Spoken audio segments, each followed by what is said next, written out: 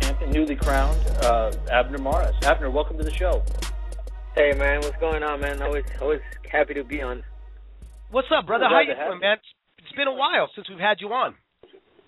Yeah, it's been quite some time. I've been good, man. I've been, doing my thing with my family, being a father pretty soon again in 2 weeks, and just enjoying the life, the good life with the family. Íralo. All right, congratulations, bro. How many? Is this 2 kids or your first kid? This is gonna be my second kid. I have a 5-year-old already, and so in 2 weeks I'll be a father again for the second time. Another girl. Ooh, that's it, bro. Wow. You gotta buy cable now. Yeah, Disney Channel, man. So I watch. Yeah, but let's get into the boxing stuff. Fight fans really, I think the number one question on their mind is got to be, what do you have against Abner Mares' or Joseph Agbeko's nuts? All I gotta say, man, you guys gotta quit busting my balls already about this, man. Hey, wow. the only busting the balls was that Saturday night. Oh man. The man's got he's got balls of steel. What can I say, man? He took over 30 punches. You guys, that's what they said. Hey, right. The guy's got balls of steel. But let me ask you this: do you think that's over exaggerated? Because I don't know. I got to tell you, man, it wasn't 30. I think that was an exaggerated number, but man, it was a lot. There was a lot of low blows. Yeah. There's a few low blows. A lot of punches were right on the belt line. If you look at the replays, they're like, going up towards like his, to his stomach. But again, not 30. I mean, come on, no one can take that many punches and down there and not go down, or I don't know.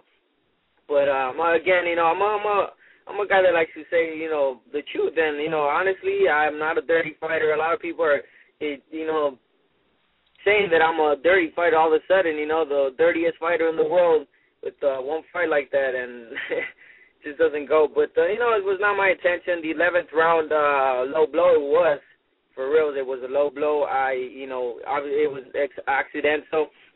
I kind of got I kind of got in position to, give him a good body shot, but I hit him low. He actually covered it with the glove. It wasn't so much down there, but I respect Becko. He went down, and he obviously he wanted the ref to take a point away from me, which the ref could have, because again it was low, but it was his decision. He started counting.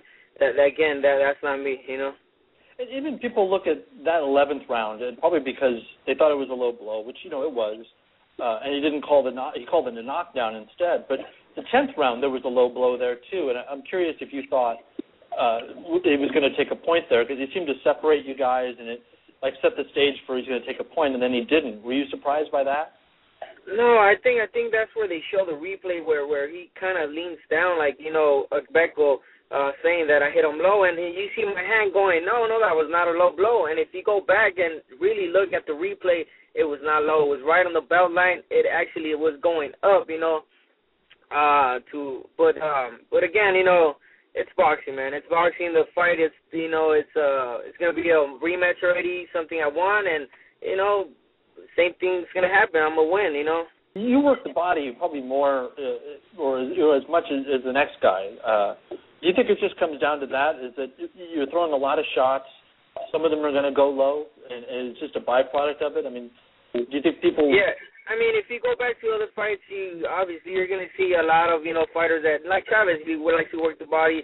You probably see a lot of, punches that were right on the belt line or low, but, you don't hear the commentator saying, whoa, that was really low, or anyone, and, that, brings the attention out of it. But in my case, it was just, they were just saying low blow after low blow, and you just had, after hearing it from the announcers, obviously, everybody's attention now is on, where my punches go, and it messed up from, for both of us fighters, from a great performance we both did, gave.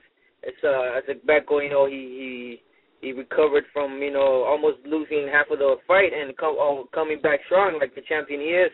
And, but, again, the fight's done again. We're going to do a rematch, and and the audience are the winners here. You know, they're gonna see the tremendous fight again, and you know, clean fight from both of us. Where did Russell Mora? It looked to me when you guys did the final instructions that he said, you know, he pointed at the top of Agdeko's belt line and said, "This anything below this is low." Where did he tell you guys in the dressing room? Did he say belt line was fine? Did he say above it? What was his? Yeah, exactly. He says belt line is right. It's fine.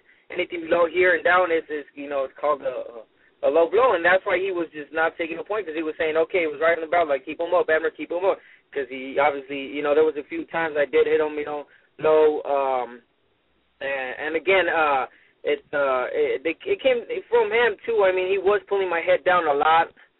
If you look at most of the shots that I hit him low, it was him pulling me down, you know, backing up and just pulling me down, and at the same time I was throwing a body shot, and it just went down there a couple of times, but you know.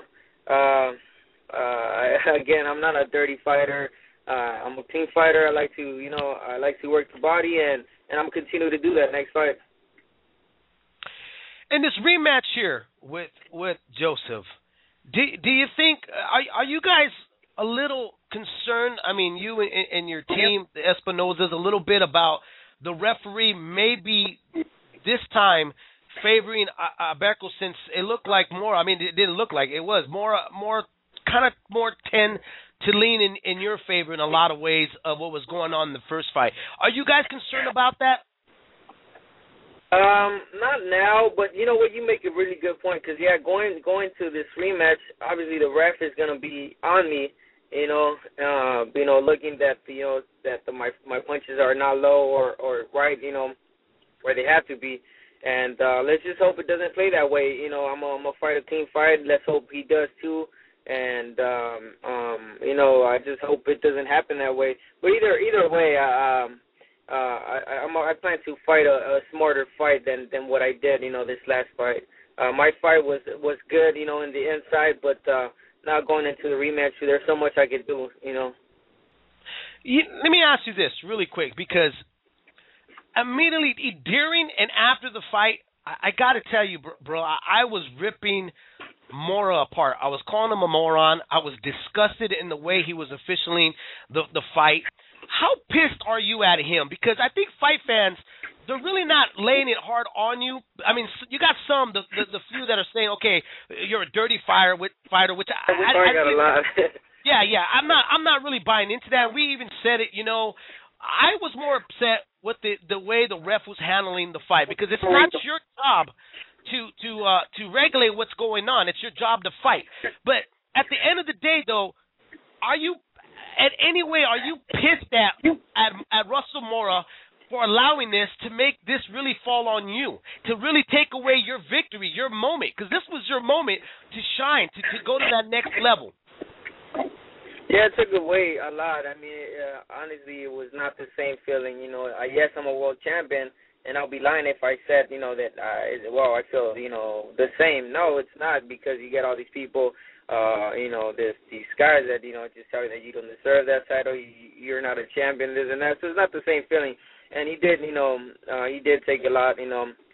Again, if he would have taken a point away from me early in the fight, you know, first thing I would have done, I would have quit going to the body. You know, my corner would have told me, hey, you got to stop going to the body. You got a point taken away. That's it. And, you know, I would have fought a different style. But again, you know, he was doing his job. I can't say anything about the guy. It was his decision, the 11th round knockdown that he started counting. Yeah, that was a really bad decision. Really bad judging there and refereeing, I'm sorry. And again, I'm not enjoying it. I am actually with my family, but when it comes to like the fans and stuff, a lot of people are you know, being really, you know, being mean, being not treating me like the champ that I think I deserve to be called as, or. But again, you know, we got the rematch. I've never said no to the rematch. I actually said, let's do the rematch right after the fight. I said, hey, you know, don't take anything away don't take my moment away. If you guys want the rematch, we'll do the rematch, and, you know, and as my friends say, let's do the baile. Let's dance. How much of a trip is it to you? I mean, coming into the fight, especially after the back injury and things got postponed, it was just an Abner Mares love fest on Twitter. People were just, picking you outright. Becco had no chance. You were the new guy. Everybody was on you. And then the fight happens, and everything that goes down in the fight happens. And it's just like the complete opposite. What have you learned about just kind of the bandwagon nature of fans? I mean that the fans are there. Yeah, they love you for like you said, just for a period of times. You're the man for a little while, and then any little reason, any little thing, and they change. But again, that's what they are. I fight for them. For good and bad people that are against me or with me. I fight for them, for boxing people. Period. And I go in there, give great shows, great performances, and that's what I want to do.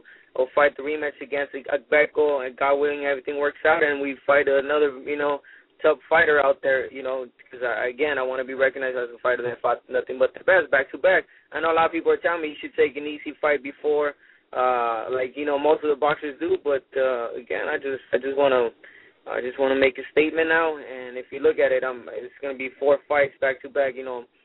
Wars and great against great champions and former champions. When you're watching when you're in a fight like that, and you're seeing Mora doing what he's doing, does that affect you mentally? I mean, are you paying attention to him, or are you just focused in on Becco? You know what? I'm just focused in the fight. I honestly didn't know how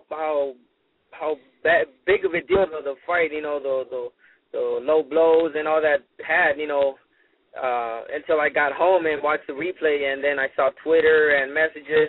I didn't know it was that bad, in the fight. Even the people in the crowd didn't know it was that bad yet, and I'm just concentrating there in the fight, to win.